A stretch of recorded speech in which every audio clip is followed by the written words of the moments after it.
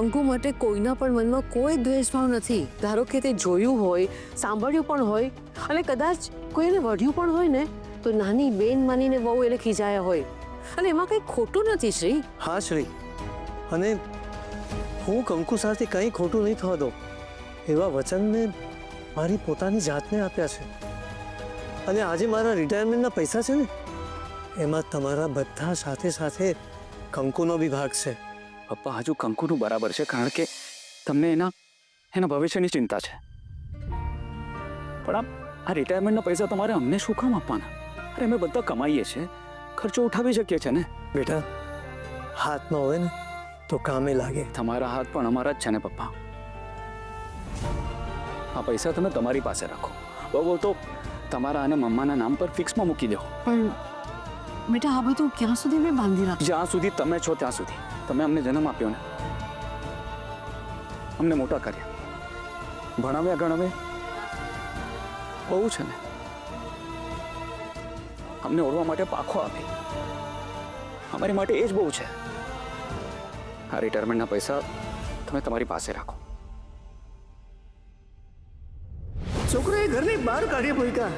મનમાં હતું કે પાછલી જિંદગી દીકરા બહુ સાથે રહીશું. કંકુ, કંકુ ચા લેતી આવીશ કે હું બનાવું? તું ચા લઈને આવે છે કે હું આવીને બનાવું? આવી. કંકુ, હા લાવી. આલ્યો બેન ચા. મારા માથે મૂકીશ? ત્યાં મૂક. હા.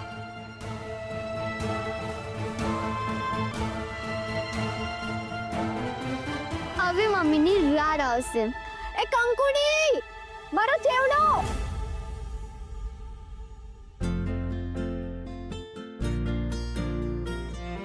તો ગઈ છે.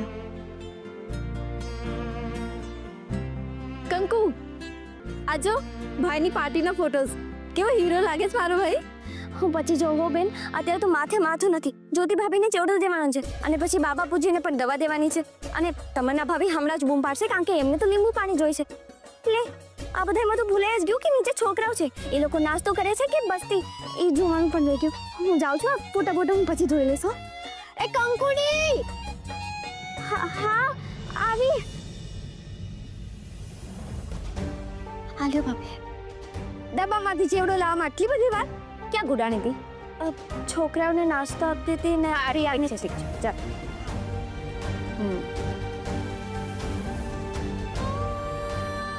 હવે હું તમામીનો વારો.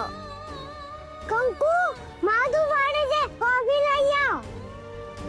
કંકુ, જલ્દીથી કોફી લઈને આવ, મારું માથું દુખે છે.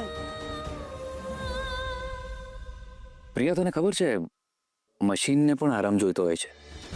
આ કંકુ આખો દિવસ કામ કરતી હોય છે, આટલી બધી દોડધામ કરે છે, આ છોકરીને થાક નથી લાગતો? કંકુને પૂછશો તો એ ના જ પાડશે, પણ એને ઓર્ડર આપનારાઓને પૂછશો ને તો એ લોકોને તો આના થાકથી કંઈ ફરક જ નથી પડતો. ધીરે ધીરે કર. કયા જન્મનો ગુસ્સો નીકાળે છે? તું છોડી દે. તું જા, મારા માટે કોફી લઈ આવ. તું કોફી લઈ આવ. ઓહ,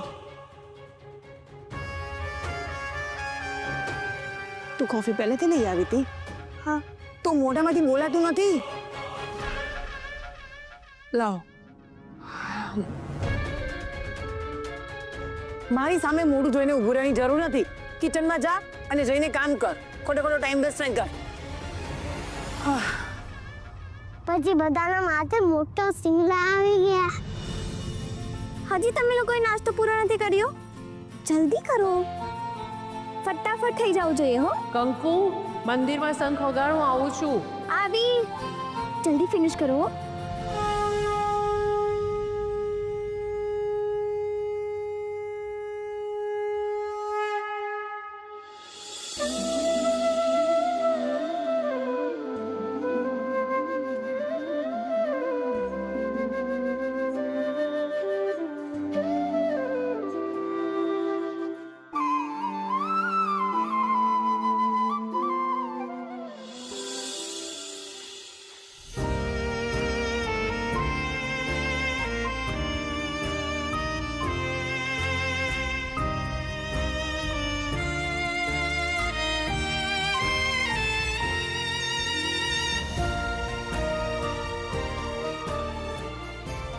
અરે વાહ કંકુ,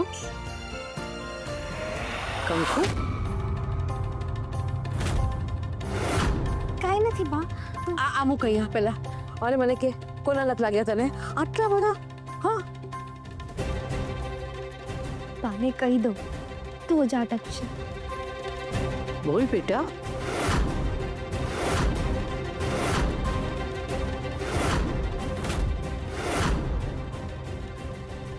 કંકુ બોલ ને બેટા, કોના લત લાગ્યા તને? તે તો ના ના, ચોચું બોલજો. એ તો જરાક હાથ પકડ્યો તો. કથેડો કંકુડી મમ્મીને બધું કહી દેશે. તને એમ કીધું નહીં કે તું મને ખબર નહીં પડે? તું જ કંઈક કર. હવે કારનામાં તું કરે અને સાચવવાનું મારે. એના કંઈક કર જા. બોલ બેટા, કેમ? બેની હું કહું ને તમને કંકુડી, મેં તને કેટલી વાર કીધું છે ને કેટલી વાર ટોકી છે કે રસોડામાં જાય તો ધ્યાન રાખ, ધ્યાન રાખ. બધું પ્લાન મુજબ ચાલે છે. પપ્પા આવશે ત્યારે શ્રી તમન્ના બહુ, હા તમે પણ એક વાત ભૂલી ગયા છો. હે શું મમ્મી?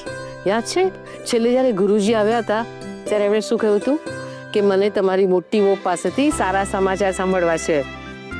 સારા સમાચાર? કયા સારા સમાચાર? સારા સમાચાર એટલે ગૌરાંગ અને તમન્ના જેવા નાના નાના ગૌરાંગ તમન્ના. ઓહ હા મમ્મી, હા. પણ જુઓ ને મમ્મી, હમણાં તો એમને બિઝનેસનું એટલું બધું ટેન્શન છે ને કે એમાં ને એમાં જ એ બહુ સ્ટ્રેસમાં રહે છે. એકવાર પૈસાનું બધું બરાબર થઈ ગયું ને પછી અમે તમને દાદી બનાવવા વિશે પણ વિચારીશું. એ મમ્મી, હું શું કહેતી હતી, કાલે ગુરુજી આવવાના છે તો તમે એમને કહો ને કે ગૌરાંગને સારા આશીર્વાદ આપે કે એમનો બિઝનેસ બધું સારી રીતે સેટ થઈ જાય ને સારી રીતે ચાલવા માંડે. પછી અમે પ્લાનિંગ માટે પણ વિચારીશું. હું જાઉં હવે. પપ્પા અડધો કલાક પછી રૂમમાં આવવાનું નહીં ભૂલતા. હા હા બેટા.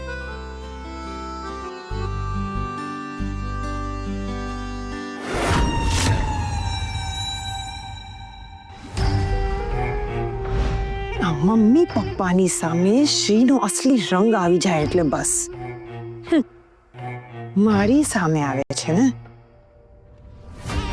પણ એને ખબર નથી કે આ ભાભી એની ભાભી નહીં, એની માં છે. શું ભાભી, એકલા એકલા વાતો કરો છો? શું ભાભી મારી ખીચ તો નથી ઉતારતા ને? મુંબઈથી આ વિચાર વાંચતા પણ શીખી આવ્યો કે શું? ના ના શ્રીભાઈ, એવું હોય કંઈ? આ તો આજની તૈયારીઓ વિશે વિચારતી હતી. તમે મુંબઈથી આવ્યા છો આટલા સમય પછી તો અમે બધાએ મળીને તમને પાર્ટી આપવાનું વિચાર્યું છે. અરે વાહ, ક્યારે? સો આજે જ અરે ભાભી, ધર્મના કામમાં ઢીલ છે નહીં. અડધો કલાક પછી અમારા રૂમમાં. ડન. મમ્મી પપ્પાને નહીં કહેતા.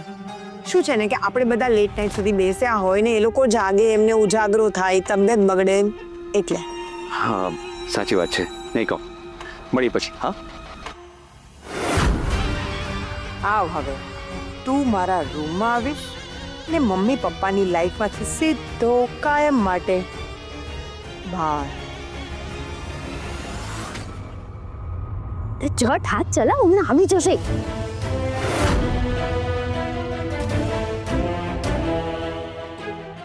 એ માંડ માંડ બચ્યા અમે લોકો આજે. અરે એનો મતલબ એમ છે કે ભગવાન આપણી સાથે છે.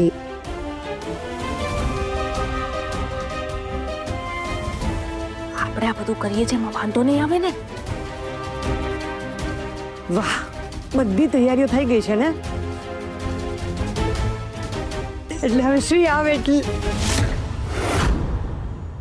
એ ચલ તું બહાર જા. અને જો આમાંનું કંઈ પણ બહાર કહ્યું છે ને તો અરે ભાભી, મેં એને સમજાવી દીધી છે.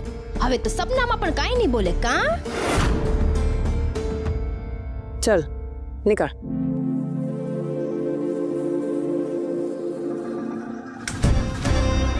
હવે જેવો શ્રી આવે કે ગેમ શરૂ અને પપ્પા આવે એટલે ગેમ ધી એન્ડ.